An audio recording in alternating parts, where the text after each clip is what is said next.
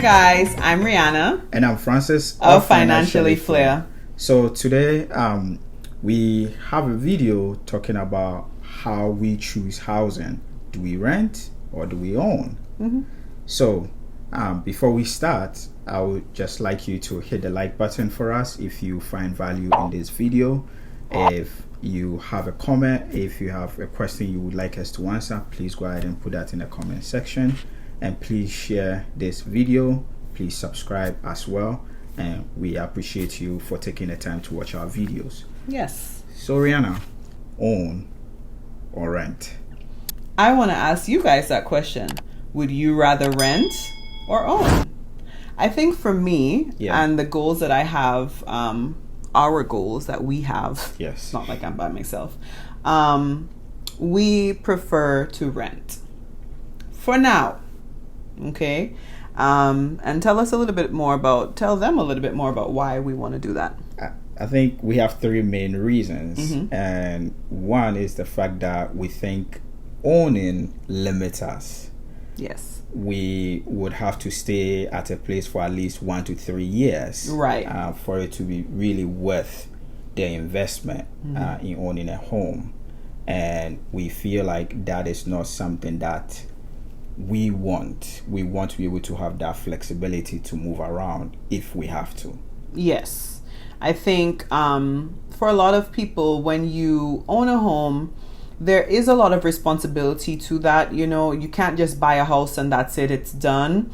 There's a lot that goes into it, paperwork wise, and taxes, and your loan, and like just the whole responsibility of upkeeping the home. And so it's not something that we are looking for at this time. We are married, but we don't have any children. And so for some families, that looks like, oh, we're married, we don't have any kids. We can set a foundation and have something so that when we eventually do introduce children into our lives, we can have a solid foundation for them and XYZ. And that's great. And I'm not even saying that that's wrong. It's just not what we are looking for in this season of our lives. I think renting is just much more convenient. Which I'd had a conversation with a family member about this, and they were a bit perturbed with me because of the stance I took on that. It's like, you know, I'm getting older, like I need to be trying to figure out and buy a house and settle down. And I'm like, why? Like, it's not of value to us. So there's no need for it right now, at least. Yeah. And Rihanna touched on a bit with the responsibility of owning a home, and that comes back to the cost of owning for us. That is one main reason why we don't own and we prefer to rent, because the average home in America right now is about what, $227,000, right? So which means if you're looking at getting a 7 to 10% down payment, you're looking at least $20,000 to about $23,000 down payment. And so and that's just to get it started. And then you really have to look into the cost when something breaks. You are now the owner. Yeah. You assume full responsibility.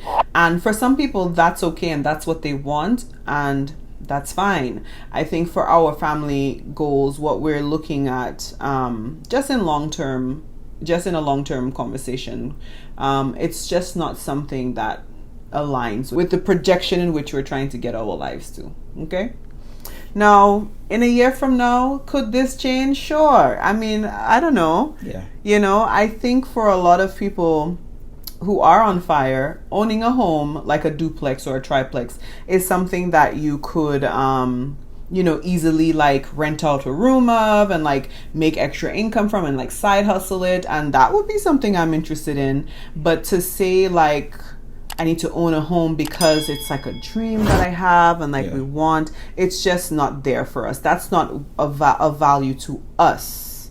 If it's a value to you, that's perfect. So the total cost of it was our second point. It's just something that costs a lot to get into. It's an upfront cost that is a lot for anybody's budget, to be honest. Even if you save for it, can you imagine saving $20,000 and just slapping it on a down payment? Which, granted, you own it now, but you don't technically own your home until you pay that bank loan. Okay, that's not your home.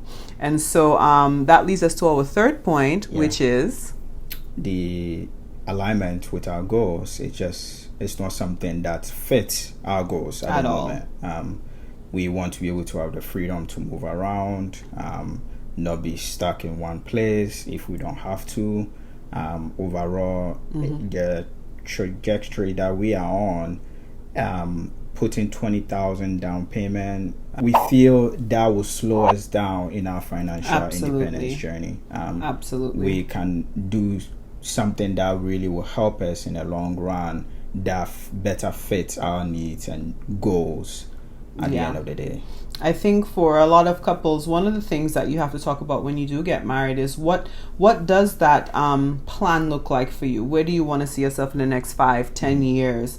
And when we sat down and we kind of had that plan, and we literally went to the park, got a blank sheet of paper, and we started writing out goals on a 2-year and a 5-year plan, because that helps us to understand, like, you know, financially, where are we at? What are our goals? What are we trying to achieve? And I think for us, owning a home was not in that. It just wasn't something that moved our money dial, if you will.